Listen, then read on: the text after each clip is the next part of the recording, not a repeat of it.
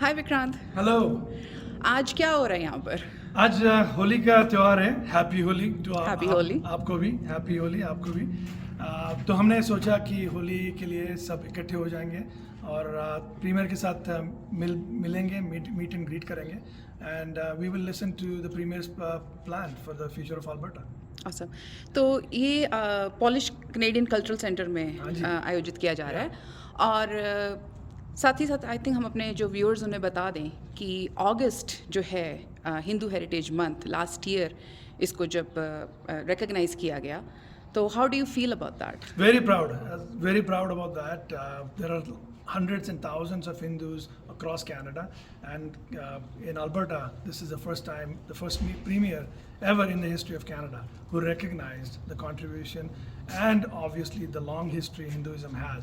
So, बहुत मैं proud feel करता हूँ और really जो volunteers है और जिन्होंने ये मांग रखी प्रीमियर के सामने, उनका मैं तहे दिल से धन्यवाद करता हूँ। ये जो आज का इवेंट है, ये किसी ऑर्गेनाइजेशन बेस्ड का, किसी ऑर्गेनाइजेशन का इवेंट है ये? नहीं, ये like minded people, you can say, everyone who basically, everyone likes to celebrate Holi. Spring आ रहा है, weather भी बहुत beautiful है आज और 2 सालों से सब लोग अंदर बैठे हैं। Everyone is stuck, everyone is little bit gloomy, depressed कह सकते हैं। तो we are coming here to just meet each other, just celebrate, just hug each other, and also obviously Premier was graceful enough to give us some time and come and celebrate that with us. 2 साल बाद विदेश में बैठ के होली का वो जश्न मनाने का जो जज्बा, एक खुशी है, तो आज कैसा लग रहा है? मेरे दिल में तो इतनी उमड़ आ रही है कि मैं बाहर जाके पानी में और सबके ऊपर कलर फैलाऊं, लेकिन विदेश में हो नहीं सकता। यहाँ पे बहुत ठंडी है, बाहर आप शायद देख सकते हैं, यहाँ पे काफ़ी बर्फ़ भी है, बट स्टिल जो भी हमें लिमिटेशंस है उसके अंदर हम स्टिल यहाँ पे सेलिब्रेशन कर रहे हैं। At the end of the day दोस्तों के साथ मिलना, फैमिली के साथ मिल बांट के खुशियाँ शेयर करना, और जो लड्डू है, जलेबी है और समोसे है, ये खा के पीछे हमारे जब हम बच्चे थे तब हम सेलिब्रेट कैसे करते थे, वो यहाँ के बच्चों के साथ शेयर करना। At least we can start that activity here. So just very happy that we are allowed to do that. All the restrictions are gone, so very happy that we are here today. Organisers की तरफ से community के लिए, हमारे viewers के लिए कोई message? Well, we want to do a bigger Holi next year, so please keep an eye. Happy Holi to everybody. Thank you very much for all your support and love, and we look forward to seeing you again. Thank you so much. Thank Happy you. Holi. Happy Holi. Bye. Thank you, Mr. Peter. Thanks for coming today. Welcome all. Can I request everyone to please occupy the front seats? Thank you. Before we begin, a few housekeeping rules. There are 2 fire exits here, one on my right hand side at the back and my right hand side in the front. The assembly point is right outside. The restrooms are just outside this hall. And if we can request everyone to please maintain more cleaner environment here as we begin this program. I know it's a holy festival, but we want to leave this space as we got this. So just make sure we don't litter and take care of our empty bottles and garbage. Thank you. All right. Holi is one of the most vibrant and colorful festivals celebrated by Hindu communities in India and rest of the world. This festival marks the blooming of spring after a long winter season, and as Canadians, we probably can appreciate that. It is celebrated on a full moon day of spring in the Falgun month of the Hindu calendar, typically in the month of February, March. Holi signifies the triumph of the good over evil, and it's a day when people forgive and forget, and let go of the negative energies from their lives to start afresh. As we begin this holy celebration, if I can invite you guys to chant a Sanskrit shloka with me, and if you can stand up, and those who know the shloka can recite with me. It's called the Gayatri Mantra. Om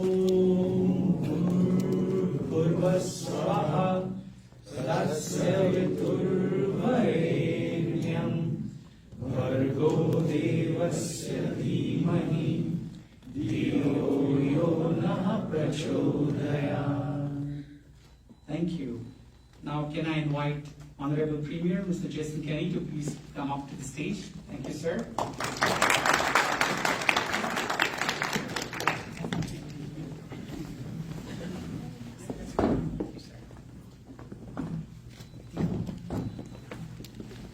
Can I invite Ritika and Soumya to please come up and greet Mr. Premier with the bouquet. And as a customary thing, if we can request Mr. Kenny to get some gulal on his forehead. It's a symbol of Holi. It's a huge festival of colors. Thank you, sir. Eco-friendly. Eco-friendly, yes. Thank you, sir. All right. My name is Sid Kadam, and I'm a proud member of the Hindu community of Calgary and a proud member of UCP. A very good afternoon to all of you, and thanks for assembling today here to celebrate the colorful festival of Holi. Happy Holi to all of you. Holi ki aap sabko shubhkamnaएं. It gives me an immense pleasure to introduce Mr. Jason Kenny. It's very difficult to introduce someone who really doesn't need an introduction. Well, it's my duty to do that, and we have a lot of new families here, so thank you, sir. At the age of 29, Mr. Kenny was elected to the House of Commons and was subsequently re-elected for 5 times, most recently with 76% of the vote. Mr. Kenny has served in various capacities in the provincial and the federal level as a parliamentary secretary, Secretary of State for Multiculturalism, and as a Minister of Citizenship and Immigration. A role he served in for 5 years. Mr. Kenny implemented comprehensive reforms to Canada's immigration, refugee, and citizenship programs, leading the National Post to call him perhaps Canada's the best immigration minister ever. He has also served as a Minister of Employment and Social Development and a Minister of National Defence, serving the men and women of Canada's armed forces. In 2017, his efforts resulted in an agreement to unite the Progressive Conservatives and the Wild Rose, forming the United Conservative Party in July of 2017. In October 2017, Mr. Kenny won the leadership of the United Conservative Party, and less than 2 months later, in December 2017, he was elected to represent the people of Calgary-Lockheed and became the leader of official opposition. Subsequently, in April 2019, Mr. Kenny led the United Conservative Party to majority government in the 2019 Alberta general elections. Since taking his seat in the legislature, Mr. Kenny has fought for the interests of everyday Albertans. Mr. Kenny is the first Premier of Alberta to include Hinduism and the Indian civilization in the K6 Alberta curriculum. Under our honorary Premier Mr. Kenny's leadership, the Alberta government has announced that the month of August will be recognized as the Hindu Heritage Month every year to show gratitude towards the work done by the Hindu community. So, ladies and gentlemen, please join your hands to welcome our very own Honorable 18th Premier of Alberta and the leader of UCP, Mr. Jason.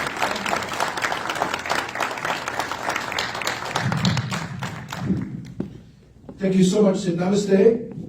Namaskaram. Kemcho.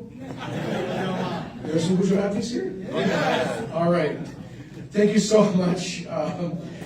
I truly appreciate the warm welcome, and please help yourselves to samosas and all over here on the side. Happy Holi, Shubh Holi to everyone. Normally on this day, I'm in a basement of a mandir wearing white, covered in paint. So they've kept me too busy, but I hope to join some of the Holi celebrations around the city.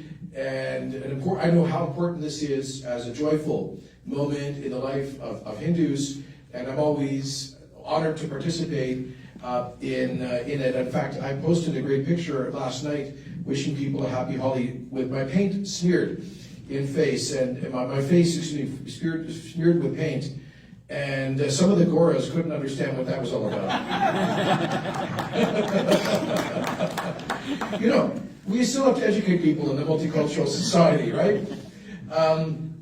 Thank you so much, friends. I'm very honored to be here, and especially with those of you from the Hindu community to talk about Alberta.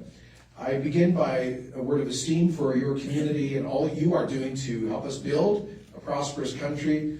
The Hindu community is a community that I know very well as former Canadian Minister for Multiculturalism, former Minister of Immigration. I played a very strong role, I would say, in strengthening Canada's relationship with India. There was a time when Canada's policy to Asia under the Liberals was basically a China policy. And India was downgraded for many years, ever since India decided in the 1970s to develop its own ability to defend itself strategically from potentially hostile neighbors. So from 1974 on, Canadian governments have downgraded and frozen relations with India. And in 2002, the Canadian government froze and downgraded relationships with the state of Gujarat in particular, following certain events. And I was honored to be a part of Prime Minister Harper's team that came to office in 2006. As a friend and admirer of India in general and Gujarat in particular, I went to Prime Minister Harper and said, we need to unfreeze relations with India and with Gujarat. We need, India should be at the heart of Canada's Asia policy, because India is a fellow Commonwealth democracy, a pluralistic English-speaking country with multiculturalism that shares many common aspects of our history and our institutions and democratic values.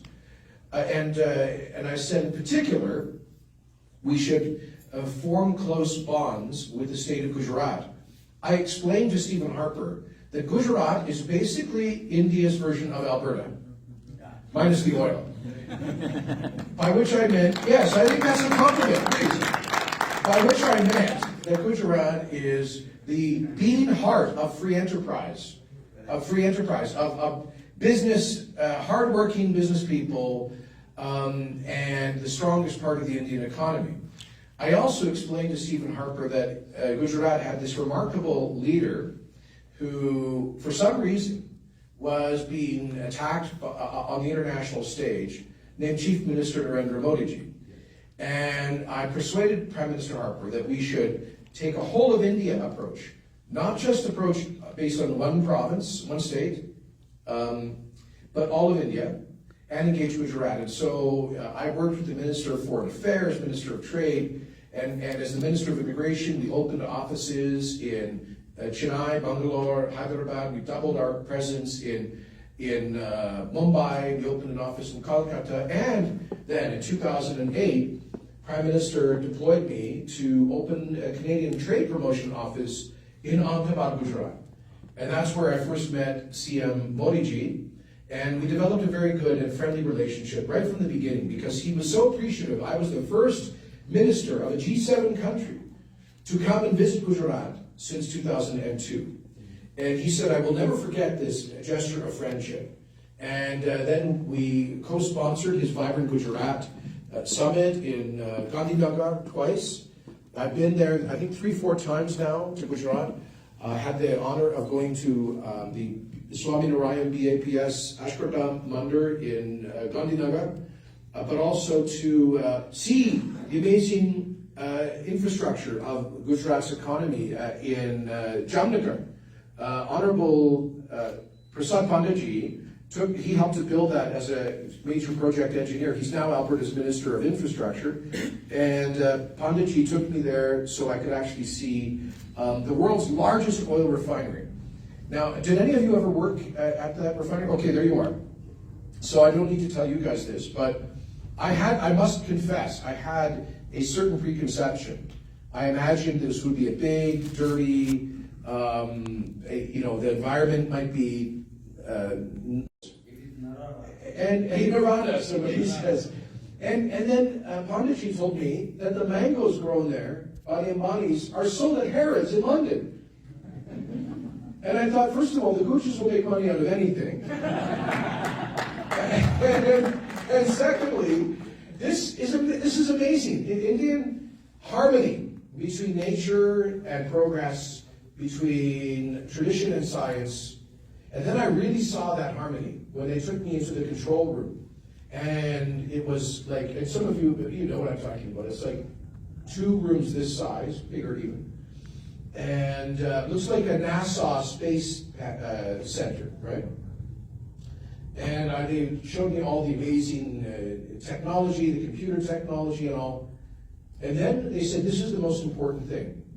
And it was Panditji doing prayers, puja, over the control room to keep everyone safe. Right? That's the Gujarati way, that's the Indian way. A beautiful, almost mystical combination of the very modern and the very ancient. And have a good temple in their colony. Okay. So I was so impressed. And it really said everything I needed to know about your culture, your civilization, which is deeply rooted in the ancient values of Hinduism, one of the oldest and really most beautiful, objectively one of the most beautiful cultural and faith traditions in the world. But still, modern India rising all together in one room. And you bring that balance into our Canadian tapestry. You bring incredible levels of education, of professional experience, of skill to help us. And for that, I want to say thank you. And I also want to recognize that Canada doesn't always honor the skills, education, experience, and ability of newcomers. And that is a terrible tragedy. It is a great economic waste for this country that needs the skills of everyone to see so many who arrive only to be underemployed or unemployed, often employed well below their skill and experience level. Many of you left, you all left family and friends behind, and many of you left the height of your professions to take a chance on Canada, probably on the hope that you would have your children would have a brighter future and more opportunity here. And yet, so many of you and others you know have struggled to get your degrees, credentials, and experience recognized. So one of my priorities and that of my government is to knock down these barriers to the full economic inclusion of immigrants to Canada so that we can make the most of their skills, your skills and experience. And not only as a matter of economic efficiency, but also as a moral and ethical issue. To me, it is immoral, it is unethical to invite highly educated newcomers to Canada only to end up too often working in survival jobs, just to put food on the table. And that is why we have introduced the Fairness for Newcomers Action Plan. We brought in a law giving a 6-month limit for professional regulators to assess and recognize foreign credentials. It's why we've set up funding for microloans to help people pay for certification exams or time off work to get certification. It's why we've set up a mentorship program to help foreign trained professionals have a coach to get through the process of credentialing and employment. It's why we've set up a Fairness for Newcomers office in the government to which complaints can be filed if there is unfair treatment by employers or regulators. It's why we just hosted the Premier's Summit on Fairness for Newcomers to put a spotlight on this issue, holding the regulators and employers to account and encouraging them. Also offering positive stories, like personified by so many of you who did move quickly into your professional lives here in Canada. So this is a very important issue for this government. Friends, I also want to say that sometimes sadly in our society, Canada is a secure and safe, free society, but sometimes we do face prejudice, unfairness, and discrimination, and even acts of hatred. And so I want you to know that to help protect communities that may sometimes be targeted by hate-inspired vandalism or violence, including mandars, gurdwaras, mosques, churches, and others, we have a special program that provides $100,000 grants to improve security at those vulnerable community institutions, because public safety is a social responsibility. We want to help defend communities that may sometimes be targeted by people with hateful views. But let me finally say that I think what attracts most newcomers here, certainly most Gujaratis, is economic opportunity. And you came to the right place because, as I explained to Harper, Alberta is the Gujarat of Canada, and Gujarat is the Alberta of India. That is to say, we value hard work. I never met a Guju who came here for welfare. I only ever met Gujus who came here to work as professionals or especially to start businesses, small businesses. And yes, there you are. And I mean, the joke in the United States will very soon be true in Canada, that all of the hotels will be called Hotel Mata, right? Like, this is an amazing entrepreneurial community, and we love you for that. That's why this government cut business taxes by 1/3. It's why we are cutting red tape and government rules on businesses by 1/3. It's why for the hotels, we let them keep the tourism levies to deal with COVID downturn in business. We provided $1 billion of cash support to businesses to survive through COVID. It's why we are investing in training programs that provide a labor cost offset for small businesses needing to train people as our economy grows. It's why we are supporting the diversification of Alberta's economy while also ensuring a strong future for oil and gas and our traditional industries. And here's the good news. Alberta is moving into an economic boom, a period of prolonged prosperity. We are, absolutely. Last year, the fastest growth, go ahead, applaud that, please. Last year was our best year. Alberta led Canada in economic growth last year. We're leading Canada in economic growth this year. We are leading Canada in job creation, 130,000 new jobs. Last year, we are leading Canada in population growth. And let me pause there to say, if you have friends or family who have the misfortune of living in British Columbia or Ontario, please do me a favor. Call them or text them after this meeting and convey a message from Premier Kenney. Tell them that to get out their calculator, estimate the value of their house in Toronto or Vancouver, divide by 3, and that's what their house will cost in Calgary. And they can come and live mortgage free, have higher paying jobs in a stronger economy with lower taxes, have no sales tax, lower cost of living, higher quality of life, and on April 1st pay no fuel tax. Tell them it's time to come to Alberta. We want them and we need them, all right? I'm going to be like Modi Ji with Vibrant Gujarat. We're going to start Vibrant Alberta, all right? That's actually a really good idea. Let's put that in the platform. I was just kidding. Okay. So we wanted to come. Also, you all know people back in India who have applied for immigration to Canada, but they've been selected, but haven't traveled because of COVID. But they're coming. Hundreds of thousands of them are coming. And I've told our immigration minister that Alberta has 12% of Canada's population, but I want at least 20% of those newcomers settling here, and the more Gujus, the better. Agreed? So bring them. Tell them to come. Tell them to come. And friends, so this economy is lifting, and let me talk about oil and gas, because many of you are in that sector. The very first thing that then Chief Minister Modi Ji said to me when I first met him in October of 2008 in Ahmedabad, he said, Jason Ji, he said that we want your natural gas. He said, I'm building this big LNG import terminal on the coast. And he said, I'm stuck with Qatari gas contracts. He said that, here's the problem, he said. The money that we send to Qatar for the gas, some of that goes to the ISI in India, in Pakistan to attack India. And this destabilizes our national security. We need secure, democratic energy from Canada. He said, can you get us that LNG?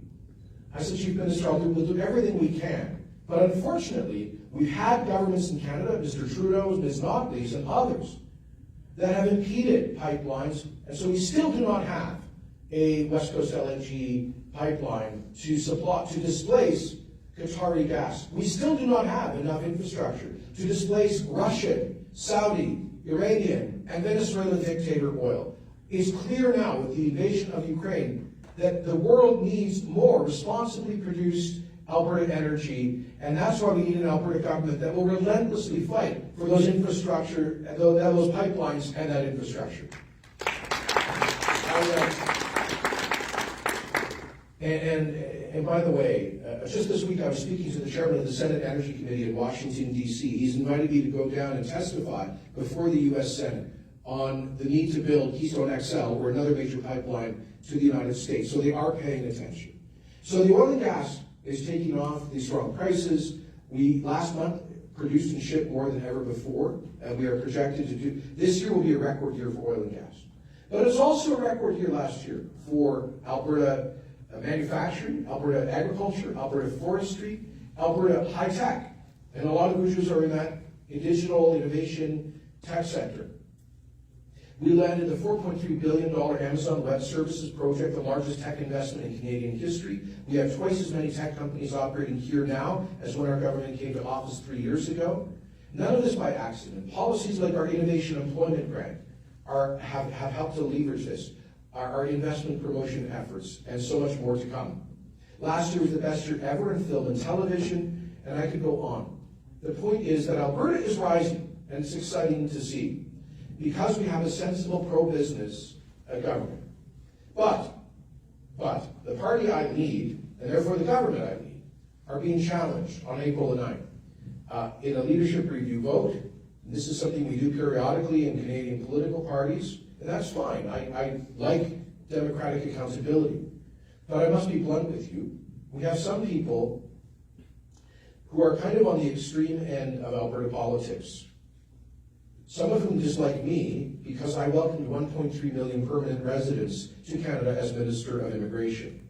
And some of whom have records of explicitly racist and hateful views, and who are trying to infiltrate my party.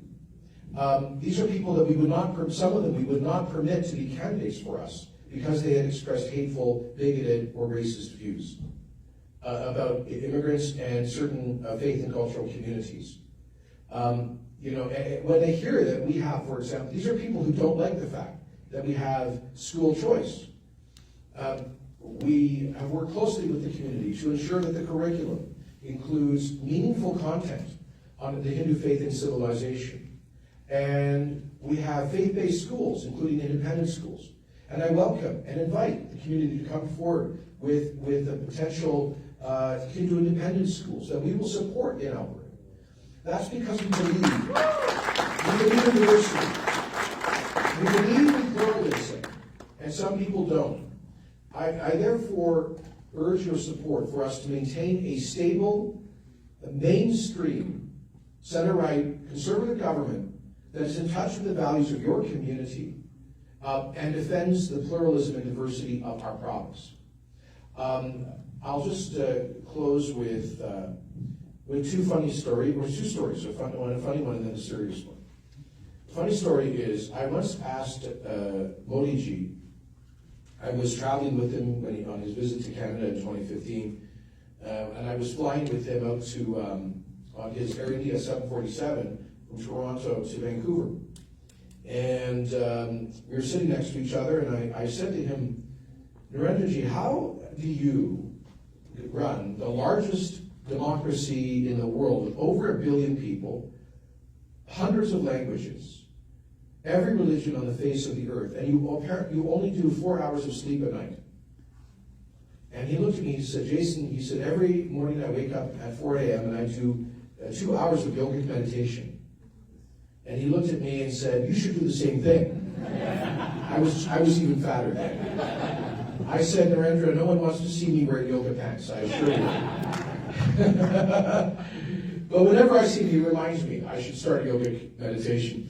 The serious thing is this. The last 2 difficult years of COVID, I have learned that it's really hard to lead in a crisis, but it's very easy to criticize from the sidelines. In building this united party, I also learned it's very hard to unite, but it's also very easy to divide.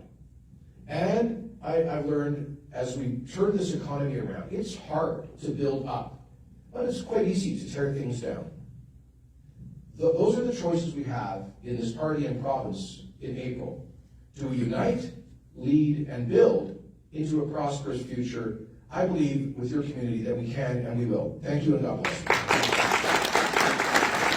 Thank you so much, sir. And I should point out, we were joined while I was speaking by Honorable Minister of Justice and Solicitor General for Alberta, Honorable Tyler Shandro. Tyler, come on up. Thank you so much.